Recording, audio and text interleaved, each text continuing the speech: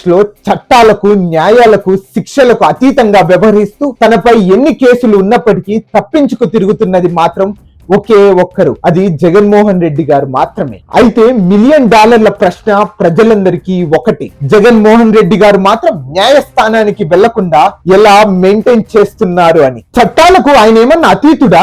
మాజీ ముఖ్యమంత్రి జగన్మోహన్ రెడ్డి గారి గురించి, ఆయన కేసుల గురించి కాస్త లోతులోకి వెళ్లి చర్చించుకుందాం. ప్రస్తుత మాజీ ముఖ్యమంత్రి వైఎస్ జగన్మోహన్ రెడ్డి గారు 2004-2009 కాలంలో 43,000 కోట్లకు పైగా ఆదాయానికి మించిన ఆస్తులు సత్కరించుకున్నారనే ఆరోపణలపై ఆయనపై అనేక కేసులు నమోదయ్యాయి. ఆయన తండ్రి వైఎస్ రాజశేఖర్ రెడ్డి హయాంలో లబ్ధిదారుల నుంచి కంపెనీలో పెట్టుబడులు తీసుకున్నారనే ఆరోపణలపై న్యాయస్థానంలో కేసులు నమోదయ్యాయి. అయితే జగన్మోహన్ రెడ్డి గారి అక్రమ ఆస్తులపై న్యాయ ప్రక్రియకు పట్టిన సమయం ఇప్పటి వరకు 14 సంవత్సరాలు, అంటే 2011 నుండి 2025 వరకు. ఈ కేసులపై ఆయన 2012 మే 27న అరెస్ట్ అయి 16 నెలలు జైలు శిక్ష అనుభవించి బెయిల్పై విడుదలయ్యారు. ఇప్పటి వరకు ఆయన బెయిల్ పైనే ఉన్నారు. ఆయన ప్రస్తుత వయసు సుమారు 52 సంవత్సరాలు. ఇక జగన్మోహన్ రెడ్డి గారి న్యాయ సంబంధమైన కేసులపై తులాత్మక విశ్లేషణకు వస్తే ఆయనపై న్యాయ ప్రక్రియకు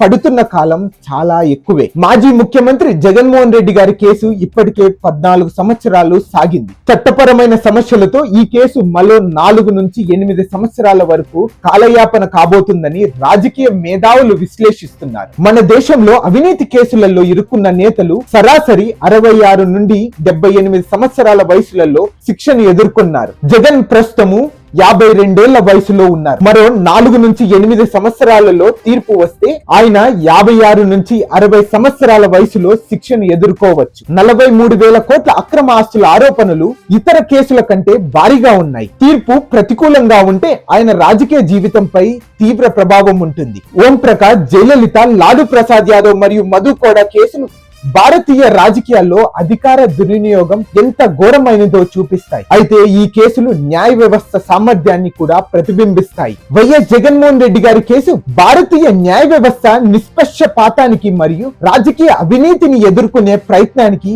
ఓ పరీక్షగా నిలుస్తుంది. రాజకీయ నేతలు అధికారం లేకొచ్చిన తర్వాత సంపదను పాల్పడాలంటే భయపడేలా, అటువంటి వారికి గుణపాఠం చెప్పేలా తీర్పును న్యాయస్థానాలు ఇవ్వాల్సిన సమయం ఇది. ఎందుకంటే ఈ దేశంలో, ఈ రాష్ట్రంలో నాయకులు చేస్తున్న అవినీతిని యువత స్పష్టంగా గమనిస్తుంది. వారికి భావితరాలు బుద్ధి చెప్పడం